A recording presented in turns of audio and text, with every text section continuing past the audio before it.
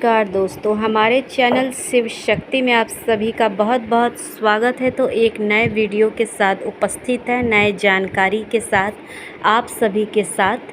तो चलिए आज बात कर लेते हैं छठ पूजा के बारे में। तो छठ पूजा कब मनाया जाता है? तो हर साल कार्तिक महीने के शुक्ल पक्ष की चतुर्थी तिथि को लेकर के सप्तमी तिथि तक छठ पूजा का पर्व मनाया जाता है।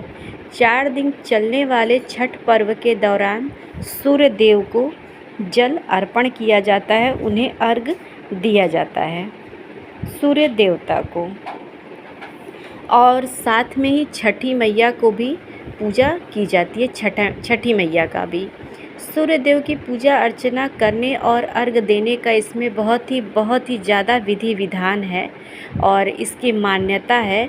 यह व्रत खास इसलिए भी है क्योंकि ये 36 घंटों का कठिन व्रत रहता है। इस व्रत को कोई भी कर सकता है, वो पुरुष हो या महिला हो, कोई भी इस व्रत को कर सकता है। ये व्रत काफ़ी जो है कि इच्छाओं को और मन को, जो आपके मन की इच्छा है उसको पूरा करने का इसमें जो है ताकत होता है। तो छठ व्रत करने से सूर्य देव की कृपा जो है आप सभी पर प्राप्त होती है, जीवन में खुशहाली आती है। ऐसी मान्यता है कि छठ पूजा करने से विवाहित स्त्रियों का सौभाग्य बना रहता है और उनके संतान की उन्नति के मार्ग हमेशा खुले रहते हैं।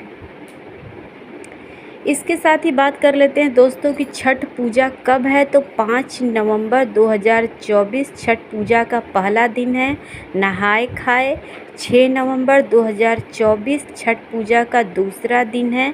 खरना 7 नवंबर 2024 छठ पूजा का तीसरा दिन है। संध्या अर्घ और 8 नवंबर 2024 छठ पूजा का चौथा दिन है। उषा अर्घ मतलब प्रातः काल जो भोर का होता है, जब सूर्य देवता निकलने वाले होते हैं उससे पहले ही आपको घाट पर पहुंच जाना है और पानी में खड़े होकर उनसे प्रार्थना करनी है। जैसे ही सूर्य देवता के दर्शन हो उन्हें अर्घ प्रदान करना है।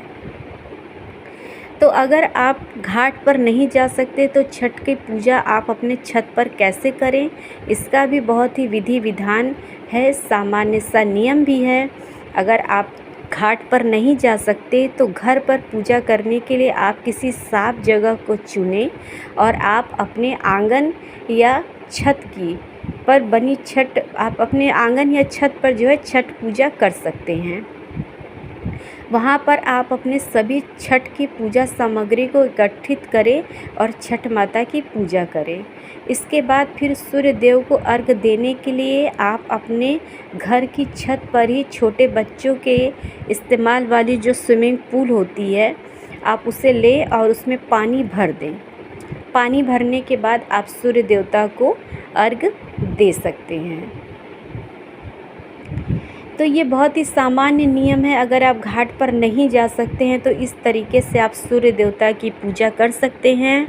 लेकिन इस बात का खास ध्यान रखिए कि पूजा करते समय छठी मैया का उस जो है कि सूप में और डलई में सारे सामान होने चाहिए। अगर एक भी सामान नहीं है तो आपका व्रत जो है वो पूरी तरह से मान्य नहीं होगा, फलित नहीं होगा। इसलिए अपने सामान का विशेष ध्यान रखें कि क्या क्या माता को अर्पण किया जाता है। इसलिए विशेष तरह से उन लोगों के लिए खास जो कि पहली बार व्रत रख रहे हैं, तो इस पर भी एक वीडियो अभी हम डालेंगे कि उसमें क्या क्या होना चाहिए।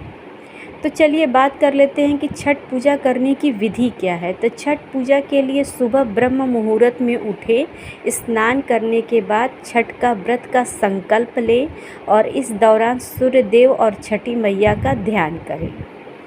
इसके साथ ही व्रती को छठ पूजा के दिन अन्न ग्रहण नहीं करना चाहिए और अगर संभव हो तो निर्जला व्रत ही रखना चाहिए। जैसे कि खरना में आपको पता है कि क्या खाना है, तो शाम के समय इसमें खीर खाया जाता है और पूरे दिन इसी तरीके से निराजल व्रत रहा जाता है। और छठ के पहले दिन संध्या काल में अर्घ होता है। जैसे कि आप जानते हैं कि सूर्य देवता को अर्घ्य इसमें देना होता है, डूबते हुए सूरज को और उगते हुए सूरज को। जैसे पहले ही बता दिए कि छठ मतलब घाट पर आप पहले ही पहुंच जाइए, जब सूर्य देवता निकलने वाले होते हैं उसी समय उनको अर्घ्य देने की मान्यता है। और इस दिन भगवान सूर्य को अर्घ्य देने के लिए बांस या पीतल की टोकरी का सूप इस्तेमाल किया जाता है।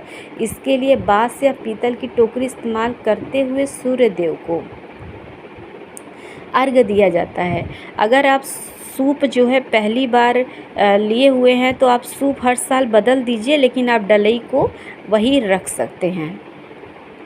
तो इस तरीके से अगर आप लोगों को सहूलियत हो, जानकारी अच्छी लगे तो वीडियो को लाइक करिए, चैनल को सब्सक्राइब करिए, कमेंट करिए, शेयर करिए और भी अच्छी वीडियोस के लिए हमारे चैनल पर बने रहिए। बहुत बहुत धन्यवाद।